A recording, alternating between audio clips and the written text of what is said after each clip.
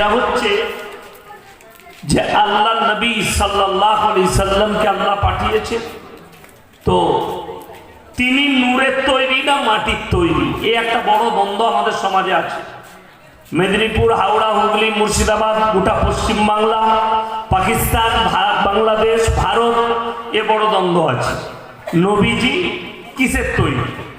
কেউ কেউ কোনো উলামা বলছে নূরের, কেউ বলছে মাটি। যে সমাধান আমি কোরআন থেকে কিছু দেবো, বুঝতে পারবেন নবীজি সাল্লাল্লাহু আলাইহি সাল্লাম আসলে কি,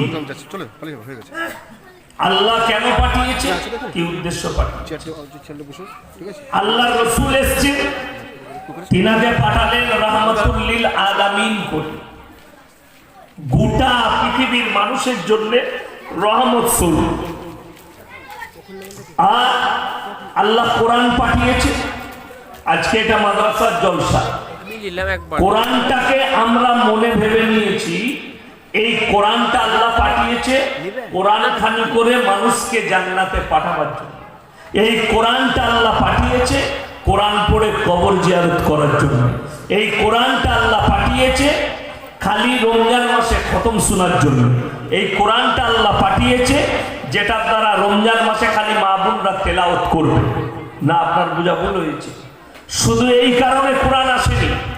কোরআনকে প্রথমে জিজ্ঞেস করুন তুমি কেন এলে, কেন পাঠানো হয়েছে। কোরআনকে প্রশ্ন করুন, কোরআন উত্তর দেবে। আলিফ লাম রা কিতাবুন আনজালনাহু ইলাইকা লিতুখরিজান নাস মিনাজ যুলুমাতি ইলান নূর।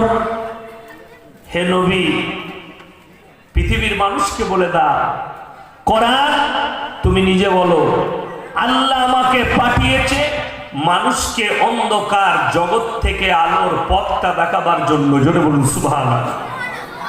যে মানুষ পৃথিবীর অন্ধকার জগতে আছে তাদেরকে আলোর পথ দেখাবার জন্য আল্লাহ আমাকে পাঠিয়েছে। দ্বিতীয় নম্বরে চলুন, আল্লাহ নবী সাল্লাল্লাহু আলাইহি সাল্লাম দুনিয়ার বুকে এলেন। আল্লাহ কিন্তু তিনটে মারাত্মক সৃষ্টি, আল্লাহ তিনটে সৃষ্টি আল্লাহর মারাত্মক। এক হচ্ছে ইনসান, দ্বিতীয় নম্বর হচ্ছে জিন্নাত, তৃতীয় নম্বর হচ্ছে ফেরেশতা। ইনসানকে আল্লাহ মানুষকে কি দিয়ে বানিয়েছেন তাড়াতাড়ি বলুন? মাটি দিয়ে। ফেরেশতা দিকে কথা বলে নূর দিয়ে, আর জিন্নাত দিকে আল্লাহ আগুন দিয়ে সৃষ্টি করে। এই তিনটে সৃষ্টি মারাত্মক। নূর দিয়ে ফেরেশতা, মাটি দিয়ে ইনসান, আগুন দিয়ে জিন্নাত। আল্লাহ হযরতে আদম আলাইহিস সালাতু ওয়াস সালামকে সৃষ্টি করলেন। করার পরে সমস্ত ফেরেশতা দিকে বললেন ওয়াইস ক্বালা রাব্বুকা লিল মালাইকাতি ইসজুদু, সিজদা করো আমার আদমকে, হে আমার ফেরেশতা মণ্ডলী। আল্লাহ নূরকে বললে মাটিকে সিজদা করো। যে নূরকে আল্লাহ সৃষ্টি করলে ফেরেশতা তাদেরকে বললে মাটিকে সিজদা করো। সবাই সিজদা করেছে ইল্লা ইবলিস, ইবলিস ব্যতীত সবাই। অনেকজন মনে করে সাধারণ মানুষ, আজাজিল একজন ফেরেশতা ছিল না, নট ফেরেশতা। ভুল ব্যাখ্যা। আজাজিল ফেরেশতা ছিল না, ফেরেশতার লকব দেয়া হয়েছিল। অরিজিনালি সে ছিল একজন জিন জাতির সন্তান। আল্লাহ বললে কোন জিনিসে বাধা দিয়েছে তোমাকে? সে দলিল দিয়েছে আল্লাহকে। এক তো আল্লাহর কথাকে অমান্য করেছে। আল্লাহ বললে কোন জিনিসে তোমাকে বাধা দিল সিজদা করতে? বলে একটাই জিনিসে বাধা দিয়েছে, আদম হচ্ছে মাটির সৃষ্টি আর আমি আগুনের। আমি কখনো মাটির থেকে ডাউন হতে পারবো না। আমি কোথাও ধরে গেলে ওপর দিকে যাবার ক্ষমতা রাখি, মাটির ক্ষমতা নাই। ওপর দিকে যায়, নিচের দিকে চলে আসবে। ওই জন্য আমি ডাউন হতে পারবো না। আল্লাহ বলে তুমি অভিশপ্ত, বেরিয়ে যাও আমার জান্নাত থেকে। আমাদের বর্তমান যে ভাইয়েরা জানতে চাইছে কোরআন থেকে ব্যাখ্যা দেন, আল্লাহ নবী সাল্লাল্লাহু আলাইহি সাল্লাম কে এবং কি। আমার ভাইরা যাদের বাড়িতে মানে কোরআন আছে, বাংলা মানে কোরআন আছে, তারা অবশ্যই বাড়িতে গিয়ে খুলবেন। আমাকে গালি দেওয়ার আগে আমাকে দোয়া দিবেন না বাদদোয়া দিবেন, সেটা আপনার কিয়ামতের দিনে বিচার হবে যদি গালি দেন। অনুরোধ করে বলছি, সকালে হয়তো মাদ্রাসায় যাবেন, কোরআনের তাফসীর খুলে দেখবেন। হয়তো আপনার বাড়িতে মানে কোরআন থাকতে পারে, আমি এখনো আছি 1.5-2 ঘন্টা স্টেজে, আপনি গিয়ে মানে কোরআনটা বাড়িতে খুলে দেখুন। সূরা কাহাফ, কোন সূরা বললাম বাবা? জোরে বলুন। সূরা কাহাফ একবারই শেষ আয়াত। কোন আয়াত বললাম? শেষ আয়াত।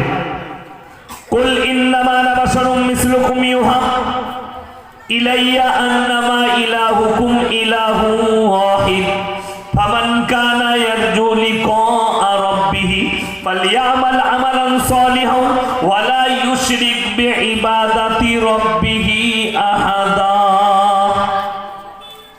সূরা কাহাফের শেষ আয়াত। কুল ইন্নামা আনা বাশারুম, হে নবী আপনি বলুন আমি তোমাদের মতোই একজন মানুষ, আমার কাছে ওহী আসে, তোমাদের কাছে ওহী আসে না। আমার কাছে আল্লাহ ওহী পাঠায়, আমাকে বিশেষ মর্তবা দিয়েছে, মুআজিজা দিয়েছে, যেটা তোমাদেরকে দেওয়া হয়নি। তোমরা যে আল্লাহর ইবাদত করো, আমি আল্লাহর রাসূল সে আল্লাহর ইবাদত করি, তোমরা আল্লাহর সঙ্গে কেউ কি শরীক করো না। জোরে বলুন সুবহানাল্লাহ। আল্লাহর সঙ্গে শরীক করো না। আজকে চলুন আল্লাহ নবী সাল্লাল্লাহু আলাইহি সাল্লামকে যারা নূর বলতে চাইছে, নূরের সৃষ্টি আল্লাহ নিজের নূর থেকে সৃষ্টি করেছে, তাদের এই কোরআনের আয়াতটার ব্যাখ্যা আমি তাদের কাছ থেকে চাই। নিয়ে এসো যে এই আয়াতটা কার জন্য অবতীর্ণ করা হলো, নবীজিকে কেন বলা হলো। পৃথিবীর মানুষকে তুমি নিজে বলো যে আমি তোমাদের মতোই মানুষ, কিন্তু মর্তবা আলাদা।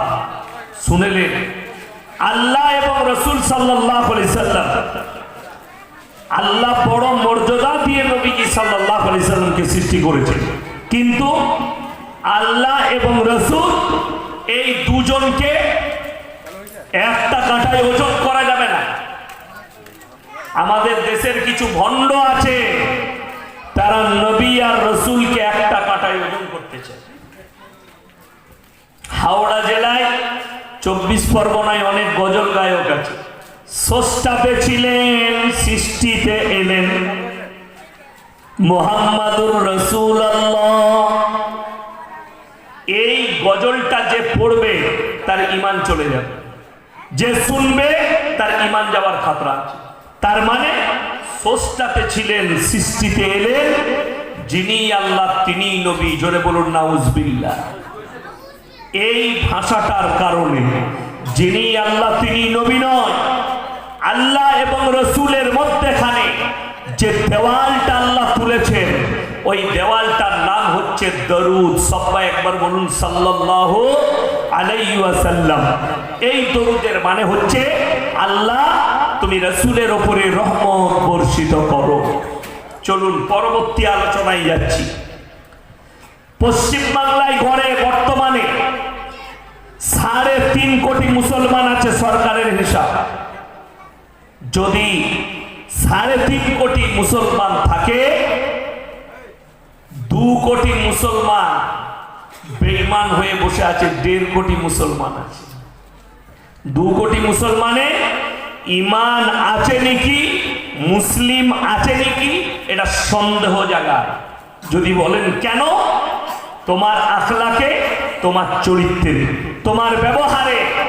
শুনেলেন অনেক জায়গায় গেলে অনেক মানুষ বলেন হুজুর আমাদের কাছে বায়ান করলো না, হুজুর এই কথাটা বললো না।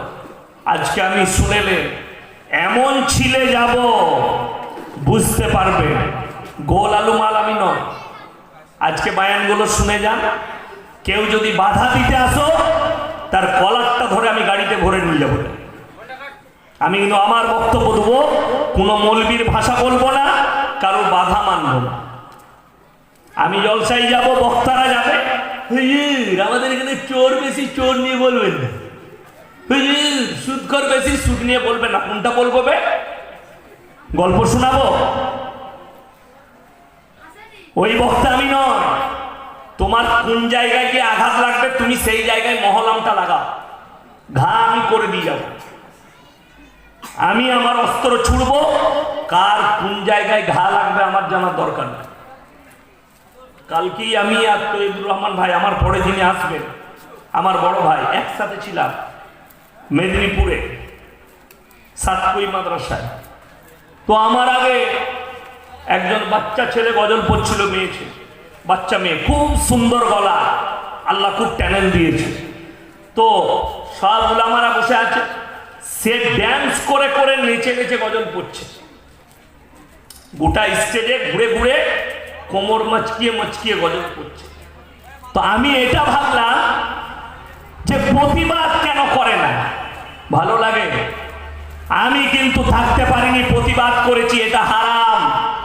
এই বাচ্চা ছেলেটা কোচি, এর ব্রেনে ঢুকাতে হবে। এরকম করে নেচে নেচে গজল গাওয়া শরীয়তে জায়েজ নাই, শরীয়তে জায়েজ নেই।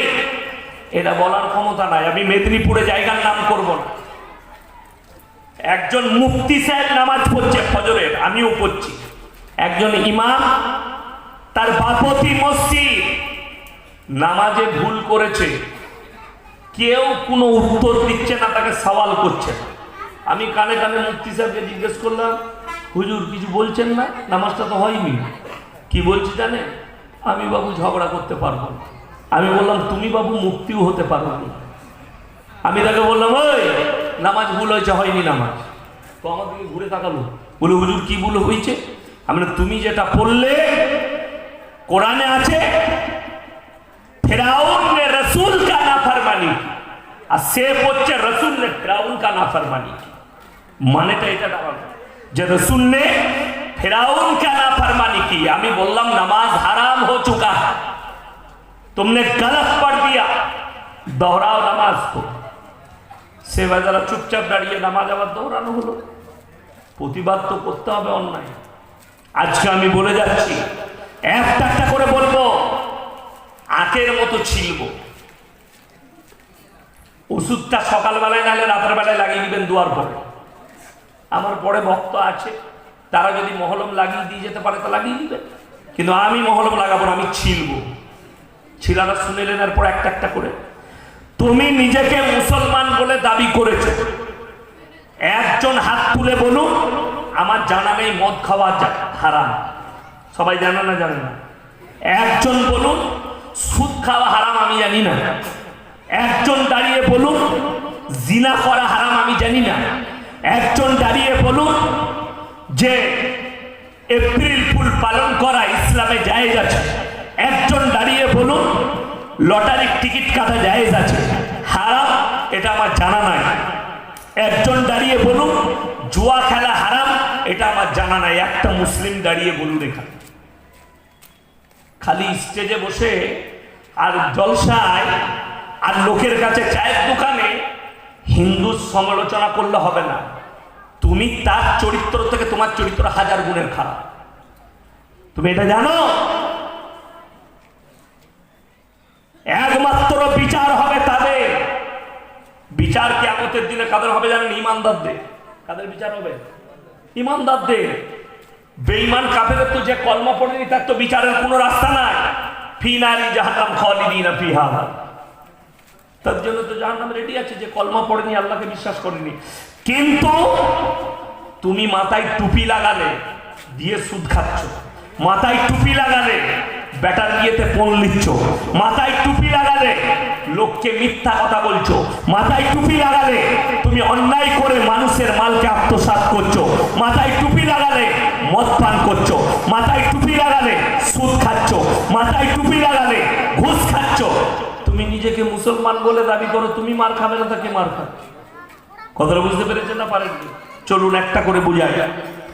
বেঈমান কাফেররা আপনাকে ঘিরে ফেলেছে। ইসলামের যে বুনিয়াদ রাখা হয়েছে, এই যে মাদ্রাসা দেখছেন, কোরআনের শিক্ষা, ইকরা বিসমি রাব্বিকাল্লাযী খালাক, হে নবী পড়ো,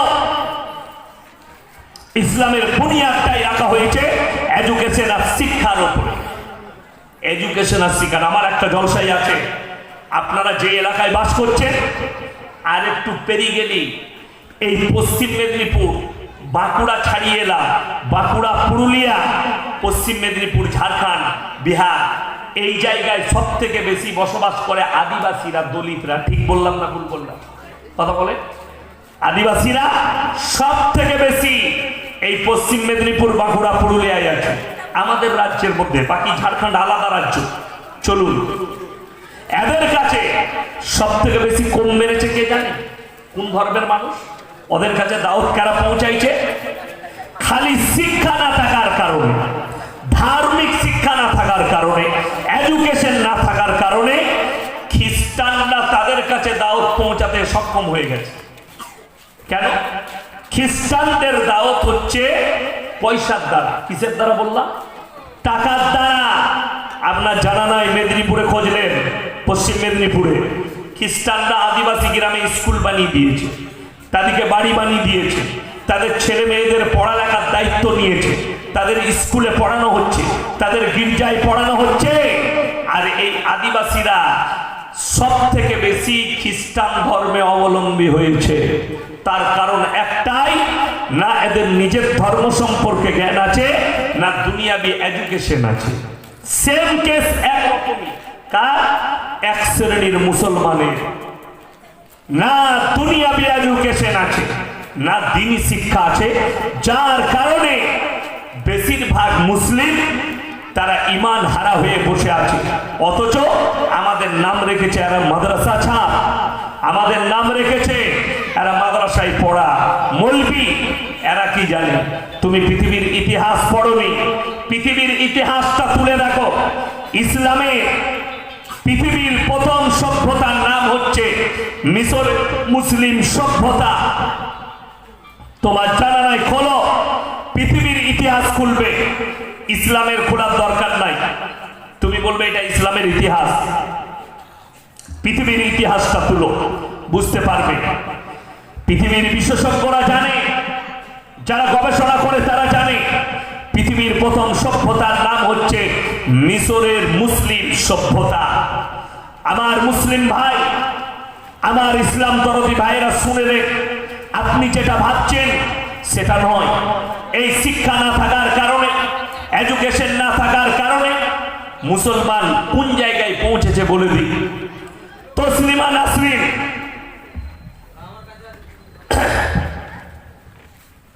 তসলিমা নাসরিন কোন অমুসলিম ঘরের মেয়ে নয়, মুসলমান ঘরে জন্ম নিয়েছে। জাস্টিস ইনায়েতুল্লাহ মুসলমান ঘরে জন্ম নিয়েছে। সালমান রুশদি মুসলিম ঘরে জন্ম নিয়েছে। আসাদ নূর এ মুসলমান ঘরে জন্ম নিয়েছে।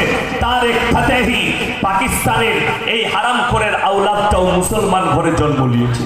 কিন্তু ইসলামের দুশ্মন, মুসলমানের দুশ্মন, কোরআনের দুশ্মন, আল্লাহর দুশ্মন, এরা সব মুসলিম ঘরে জন্ম নিয়েছে। আপনি কাকে গালি দিচ্ছেন? কেন গালি দিচ্ছেন? কোন ধর্মকে গালি দিচ্ছেন?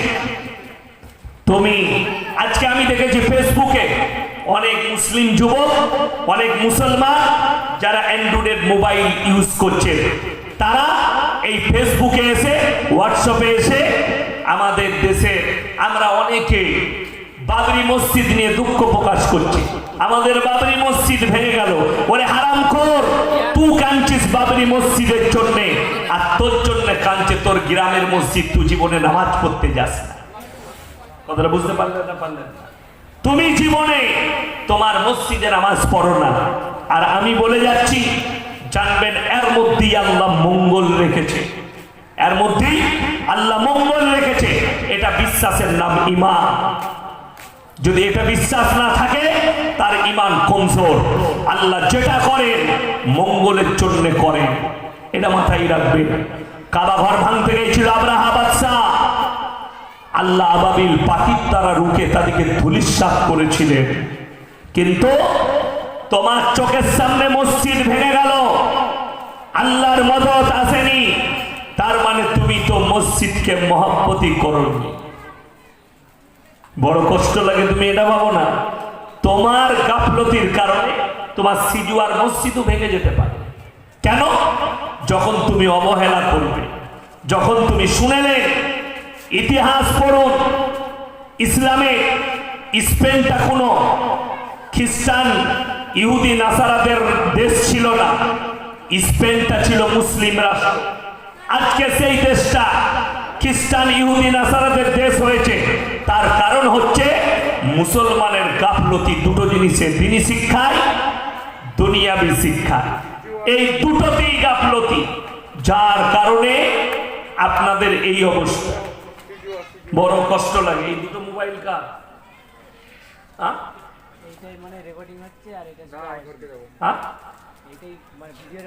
আর ওপরের টাকা দুটো কেন? আমার নয়, তোর কার? এটা একটা স্ক্রিনে দুটো লাগানো যাবে না। তোমরা ডবল ডবল চ্যানেল লাগবে আর একটা লুকিয়ে খারাপ থ্যাম্বেল দিবে। আমি কিন্তু খুব বাজে লোক, তোমরা দেখেছো। তোমাদের কারণে আমরা বদনাম হচ্ছি, আর যত দ্বন্দ্ব হচ্ছে তোমাদের কারণে। আমি দুটো করে মোবাইল লাগাতে নিষেধ করেছি। আমার কাছে কাগজ জমা আছে, তোমাদের লেখা আছে। এই মোবাইলটা খুলো, তাকে স্ট্যান্ড আনতে বলো। বন্ধ করো, খুলে নাও মোবাইলটা। আমার মুসলমান ভাই, অনুরোধ করে বলছি আপনাদেরকে, আপনারা একটু পৃথিবীর ইতিহাসগুলো পড়ে দেখবেন।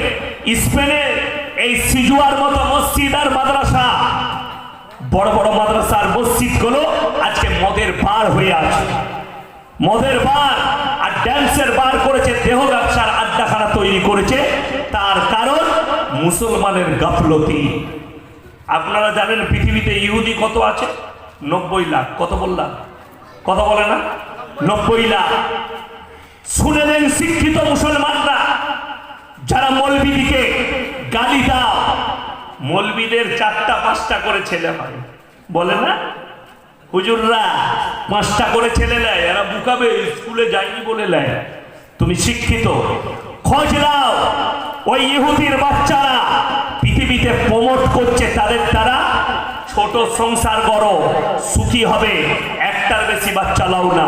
আর খোঁজ নিয়ে দেখো, একটা ইহুদির বাড়িতে 7টা 8টা 10টা করে বাচ্চা নেয়।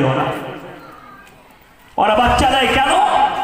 আপনারা দেখতে পাবেন গোটা পৃথিবীতে এই যে মাইক্রোফোনটাই আমি বায়ান করছি, এটা ওদেরই আবিষ্কার। এই যে মোবাইলটা আমি কথা বলছি, ওদেরই আবিষ্কার। থামস আপ, কোকোকোলা যা খাচ্ছেন, ওদের আবিষ্কার। আপনি জানেন সিজুয়ার মার্কেটে, গোটা পৃথিবীর মার্কেটে থামস আপ, কোকোকোলা, পেপসি বিক্রি হয়, কিন্তু ইসরায়েলে থামস আপের কোনো কারখানা নাই। তারা থামস আপ খায় না, তারা কোকোকোলা খায় না, তারা আপনাকে হারাম খাওয়ায়, তারা নিজেরা ভালোটা খায়। কষ্টের বিষয় এটা। আপনাকে 2 নম্বরই জিনিসটা খাওয়ায়, আর এমন অভ্যস্ত করেছে, আমাদের মতো বক্তারা বললে শিক্ষিত লোকরা গালি দেয়, এরা গাল দেয়। ওই জন্য শুনে নেন, আজকে মুসলমান পিছিয়ে কেন? কয়েকটা কারণ আমি কয়েক ঘন্টার মধ্যে বলে দিয়ে চলে যাচ্ছি। আপনার যদি শুধরাবাই হয়, শুধরাবে, পরকালে মুলাকাত হবে কিয়ামতের ময়দানে। আজকে মুসলমান পেছনে এই জন্যে ইয়াসিন সাহেব এসছে, আমাদের জলসায় বসে হক কথাগুলো বলে গেল। আপনি এটা বলতে পারলেন ইয়াসিন ভাই হক কথা বলেছে। আমাদের ইমামরা বলতে পারে না, ওরে নেব খারাপ, ইমামকে বলার তুমি হক দাওনি, ইমামকে বাপের গোলাম মনে করেছে। আজকে কষ্ট লাগে। একটা ইমাম সাহেবের ভুল করা সহজ। পশ্চিম বাংলার একটা মসজিদ কমিটি, একটা গ্রাম 16 আনা দেখিয়ে দেন যে বড় বড় মাদ্রাসায় গেছে আর মুফতিদের কাছে জানতে গেছে যে হুজুর একটু বলে দেন তো, মতওয়াল্লি হতে গেলে কতগুলো শর্ত লাগে, কি কি শর্ত লাগে? কোনোদিন কেউ মাদ্রাসায় গেছে?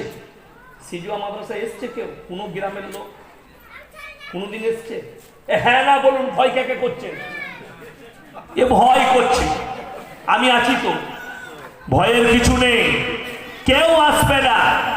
কষ্টের বিষয় এটাই, তুমি একবার খোঁজ নিলে না। ওই জন্য তো আমাদের দেশে মসজিদের মতোয়াল্লি সুদখোর, মসজিদের মতোয়াল্লি চোর, মসজিদের মতোয়াল্লি লোকের টাকা মেরে নিয়েছে, ভাইয়ের সম্পত্তি মেরেছে, দিয়ে হাজি সাহেব সেজে তসবিহ নিয়ে মতোয়াল্লি সেজে বসে আছে।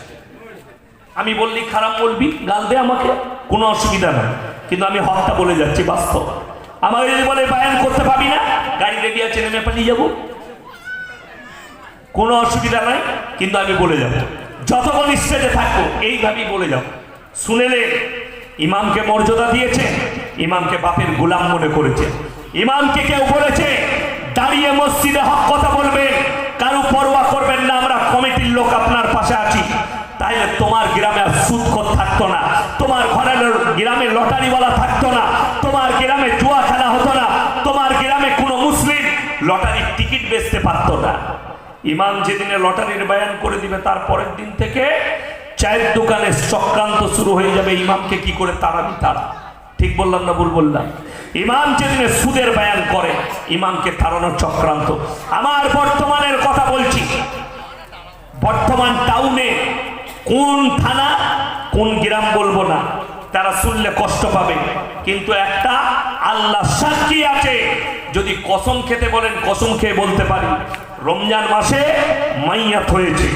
ইমাম সাহেবের সামনে একজন গ্রামের সর্দার, কি বুঝলেন, সে এলান করছে, নামাজি লোক, যে সমস্ত মেহমানরা এসছেন খানার ব্যবস্থা করা হয়েছে, জোহরে মাটি দিয়ে সবাই খেয়ে যাবে।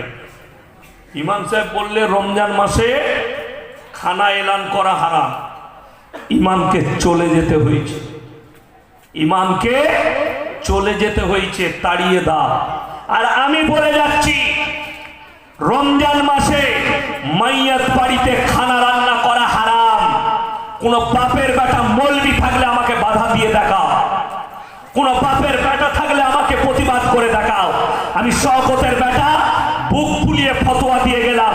কোন মুফতি যদি ফতোয়া দেয় যে না জায়েজ আছে, সেই মুফতি 1 নম্বর পাপী, আর তার মুফতি করা হয়নি, তাকে আবার মাদ্রাসায় ভর্তি হতে হবে। আমি বলে যাচ্ছি, এরপর আপনি চায়ের দোকানে বলবেন ইয়াসিন সাহেব একদম হক কথা বলে গেছে, তোর ইমাম বললে কি করে তাড়িয়ে দিসবে? ইয়াসিন বললে হক কথা, আর ইমাম বললে তাড়িয়ে দেবে।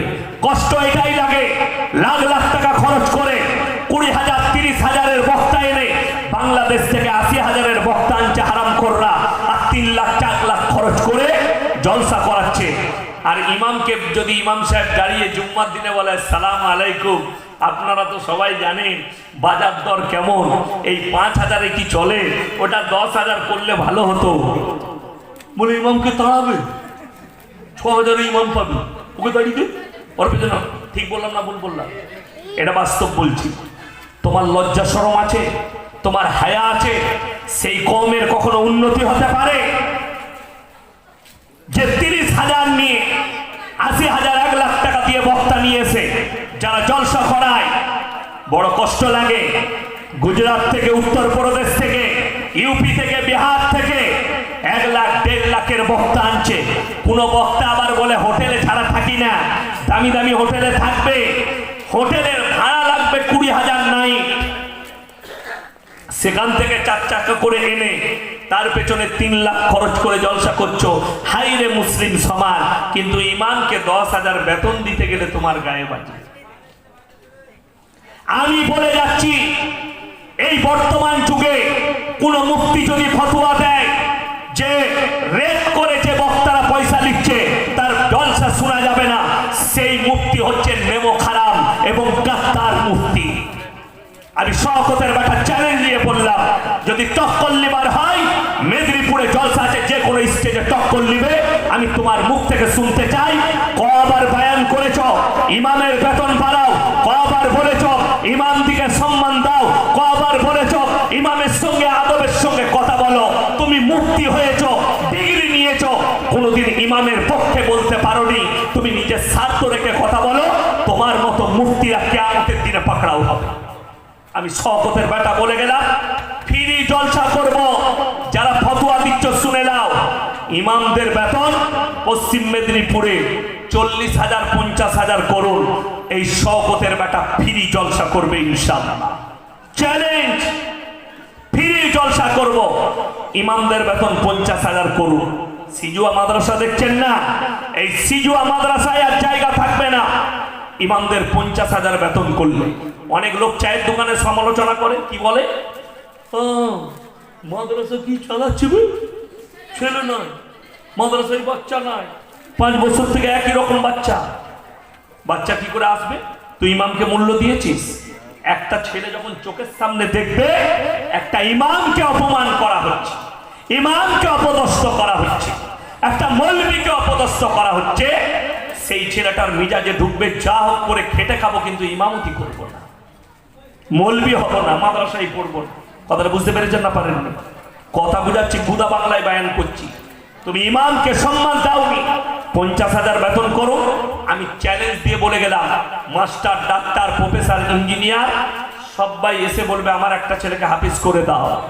আমি ইয়াসিন যেদিনে দেখবো 40,000 ইমামদের 50,000 বেতন হয়েছে, আমি তো আর জলসা করবো না, ইমামতি করবো। মাসে 4টা ছুটি পাবো, ফ্রি জলসা করবো। কথাটা বুঝতে পারেন? মাসে কটা ছুটি? 4টা ছুটি।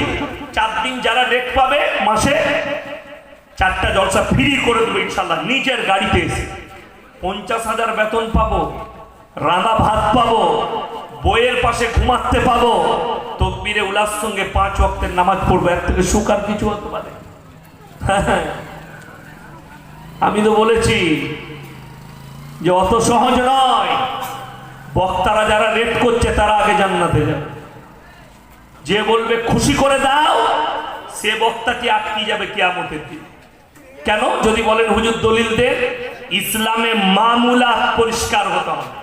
আমি যদি বলি ভাই সিজুয়াই যাচ্ছি, খুশি করে টাকা দিবেন, আপনার খুশি হলো 5,000 টাকা দিলেন, আমি গাড়িতে চেপে বললাম সালানা কত হারামি বলতো, গাড়ি ভাড়াটাও দিল না, তো আমি মার খাবো না? খাবো না। আমি মন থেকে কষ্ট পেলাম, আপনিও গুনাহগার, আমিও গুনাহগার। আপনি আমাকে পোষাতে পারলেন না, খুশি করতে পারলেন না, আর আমিও মন থেকে দোয়া দিতে পারলাম না, উভয়ে পাবে। তার থেকে ভালো মামুলাত পরিষ্কার করো। ভাইজান আমি তো বড় সিজুয়াই যাবো, আমার গাড়ি ভাড়া কিন্তু 5,000। এরপরে আমাকে হাদিয়া কি দিবেন বলুন? মামুলাত পরিষ্কার করে নে, কাজ আছে। কাজ কি?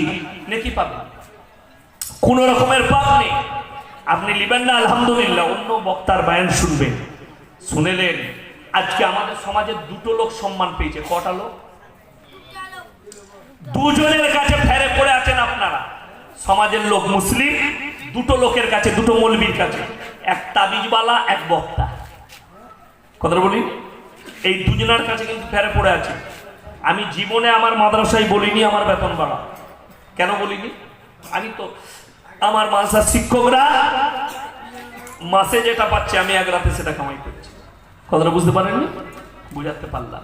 আপনি নিজেকে মুসলমান বলে দাবি করেন, আমি বলে যাচ্ছি ইমামকে উপযুক্ত সম্মান দেন, ইমামকে উপযুক্ত বেতন দেন। আমার বাড়িতে একজন আমার পার্সোনাল মিস্ত্রি আছে, মাদ্রাসার কাজ করে, আমার বাড়ির কাজ করে, মুর্শিদাবাদের হবিব ভাই না, তাকে আমি ডাকলাম কদিন আগে যে পুকুরটা বুঝাবো, বাড়ির ক্ষতি হচ্ছে, তো তুমি এসব পাইপ লাইন যেগুলো আছে সব ঘুরিয়ে ডিবিসিতে নামাবো। সে এলো, খালি একটা কলতলা পাকা করলো। আনো কত লাগবে? বলে রাজমিস্ত্রি 600, 2টো হয়েছে 1200, আর লিবার হচ্ছে 450, দিয়ে 900। আমি বললাম তোমার 600? আমি সব ছেড়ে দিয়ে ইমামতি ছেড়ে তো এই করা ভালো। 8টাই লেগেছে, 2টোই ছেড়ে দিয়েছি। ভেবে দেখুন, একটা মিস্ত্রি 7 ঘন্টা কাজ করে মাসে 18,000 টাকা ইনকাম করছে। ইমাম সাহেব 24 ঘন্টা তোমার দরজায় সময় দেয় তোমার মসজিদে, তাকে 300 টাকা বেতন দিতে পারো না। এখন আবার কিছু লোক বলছে ইমামতি করলে আবার পয়সা কেন লাগবে, এ তো দিনের খিদমত। এরকম একটা মাল ইমামদার আমার দরকার। কেন? তাকে আমি গাড়িতে চাপিয়ে নিয়ে যাব, 1 মাস খালি ফ্রি আমার মাদ্রাসায় রান্না করে গরিবের ছেলেগুলো সব তো এতিম মিসকিন আছে খাইয়ে দিবে। আমার মাদ্রাসায় যেতে হবে, সিজুয়া মাদ্রাসায় 1 বছর খালি ফ্রি রান্না করে খাইয়ে দিবে। 1 মাস পরে যখন আপনি বিড়ি খাবার টাকা পাবেন না, তখন আন্ডারপ্যান্ট খুলে ছুটবেন মাঠে মাঠে। আমি ইয়াসিন বলে গেলাম। তো তুমি যদি 1 মাস ফ্রি রান্না করে এতিম মিসকিনকে না খাওয়াতে পারো, সব থেকে ভালো জিনিস জানেন? ইমাম যদি রাখতে চান এমন ইমাম রাখুন, বেতনও লাগবে না, কিচ্ছু লাগবে না, খালি পেটে ভাতে খাবার দিবে। কোন ইমাম রাখতে হবে? হিজড়ের ইমাম রাখতে হবে। তার মা নাই বিটি নাই, ছেলে নাই, বিবি নাই, কেউ নাই, হিজড়েরা।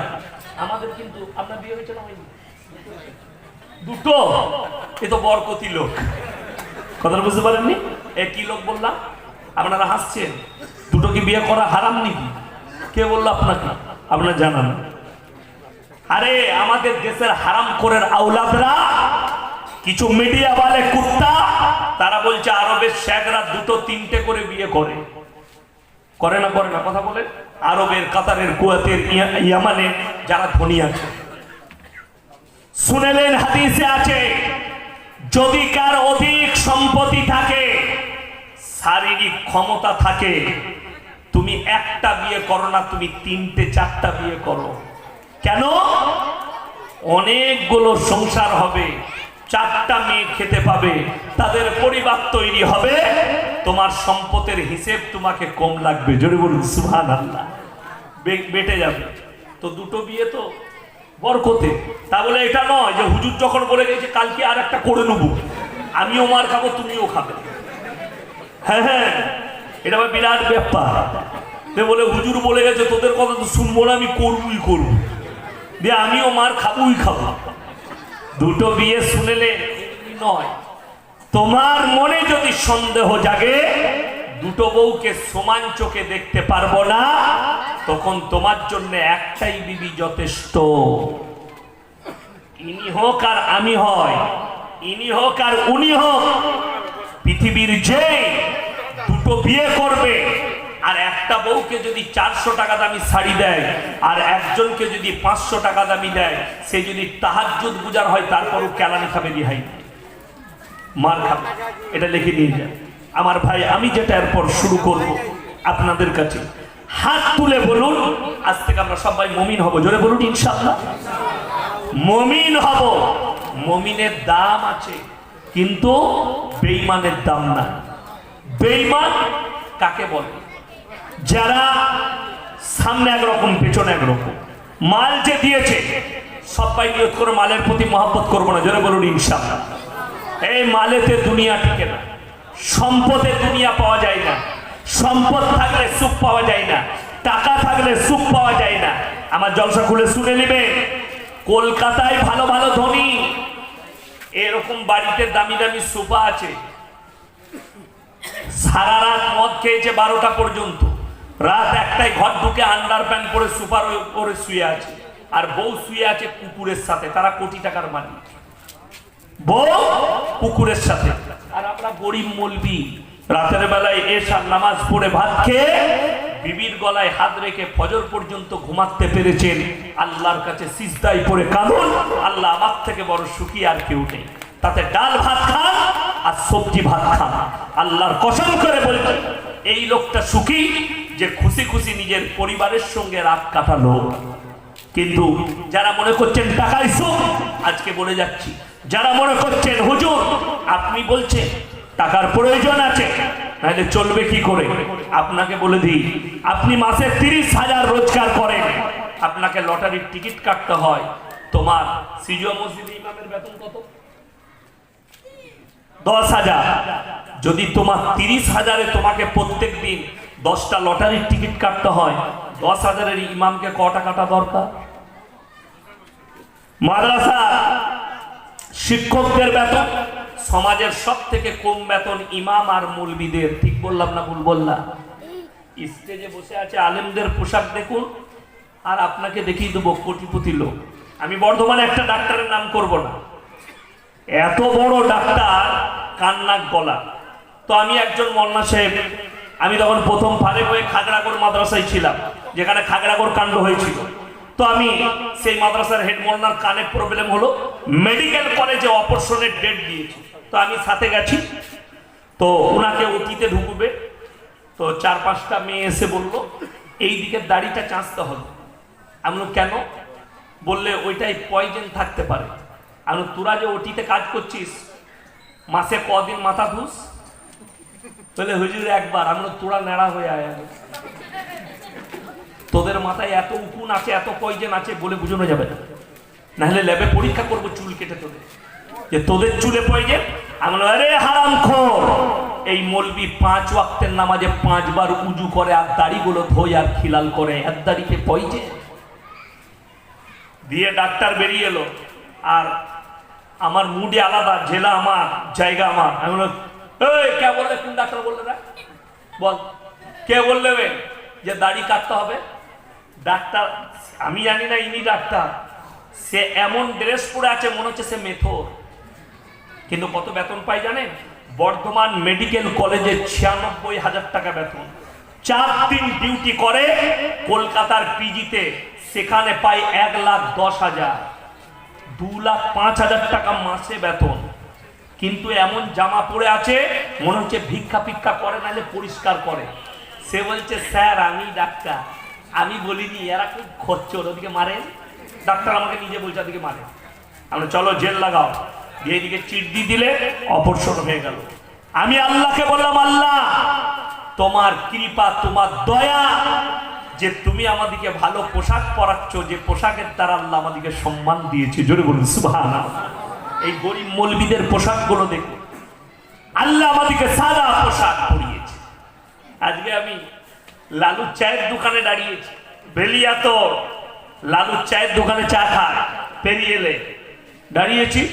একটা মুসলমান লোক জিজ্ঞেস করছে, হুজুর লুঙ্গি পরেন, পায়জামা পরবে?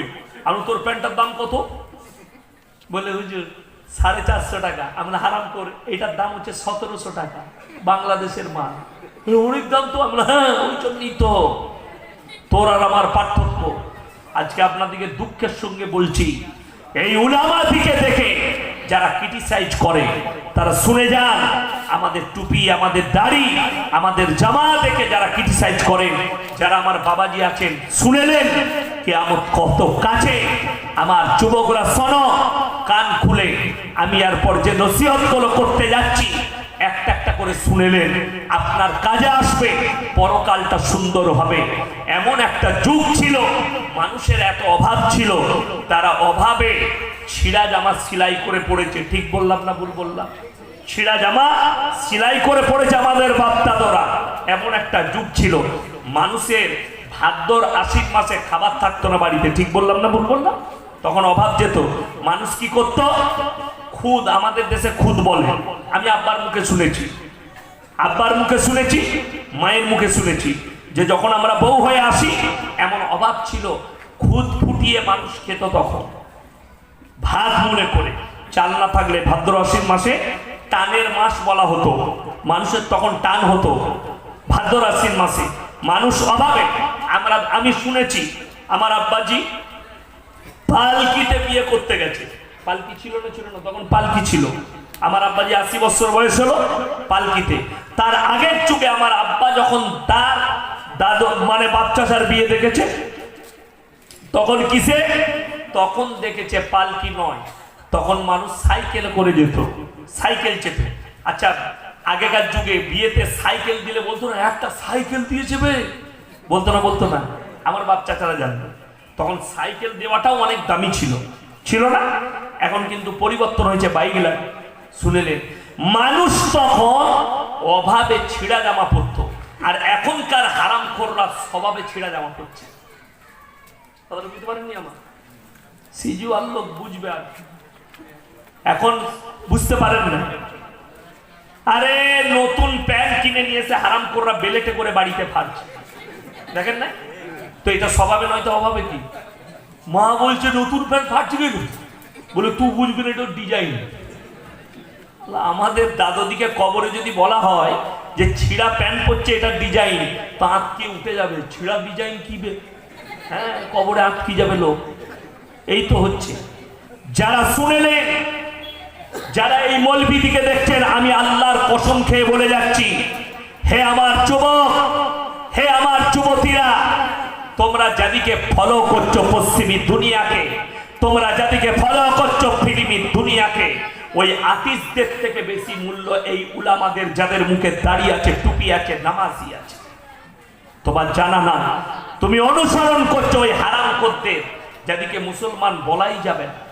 যাদের নাম মুসলমান হতে পারে তাকে মুসলিম বলাই যাবে না। তসলিমা নাসরিন নামটা হিন্দু না মুসলিমদের? আরে কথা বলুন, মুসলিমদের, তাকে মুসলমান বলা যাবে বর্তমানে? যেই তাকে মুসলমান ভাববে তার ঈমান চলে যাবে। এ তো নাস্তিক, আল্লাহ বিরোধী, রাসূল বিরোধী। একে আপনি কি করে বলবেন যে এই লোকটা, এই মেয়েটা এই মুসলমান? এর লেগে যদি কেউ দোয়া করে, কোন মৌলবি হোক, কোন সাধারণ লোক হোক, সে আল্লাহর কাছে পাপী হয়ে দাঁড়াবে, সেই লোকটা অপরাধী আল্লাহর কাছে। আবার মুসলমান ভাই, আমি আপনাকে অনুরোধ করে বলে যাচ্ছি, আজ থেকে প্রত্যেকটা যুবককে বলছি, সবাই মুমিন হবে। আল্লাহ মুমিনদের আখলাক বর্ণনা করেছেন, চরিত্র বর্ণনা করেছেন। চলুন কোরআন খুলে মুমিন কারা, তাদের চরিত্র কি, আমার আল্লাহ 5টা গুণ বর্ণনা করলেন। কাদের? মুমিনদের। আপনি মুমিন হয়েছেন কিনা এটা লক্ষ্য করুন। আমার আল্লাহ রাব্বুল আলামিন কোরআনে বললেন, কাদ আফলাহাল মুমিনুন, হে আমার নবী বলো প্রকৃত মুমিন কারা? আল্লাযীনা হুম ফিস সালাতিহিম খাশিউন। 1 নম্বর, তারা যখন নামাজ পড়বে খুশু খুজুর সঙ্গে যেন নামাজ আদায় করে। এটা কোরআন 18 পারা 1ম পৃষ্ঠা। শুনলেন মুসলিম যুবক যুবতীরা, যার নামাজ নাই নবীজি বললেন তার ইসলাম নাই। যার নামাজ নেই, আবার রিপিট করছি, তার মধ্যে ইসলাম নেই। যারা বেনামাজি আছে আজ থেকে নিয়ত করলেন নামাজ কেউ ছাড়বো না, জোরে বলুন ইনশাআল্লাহ।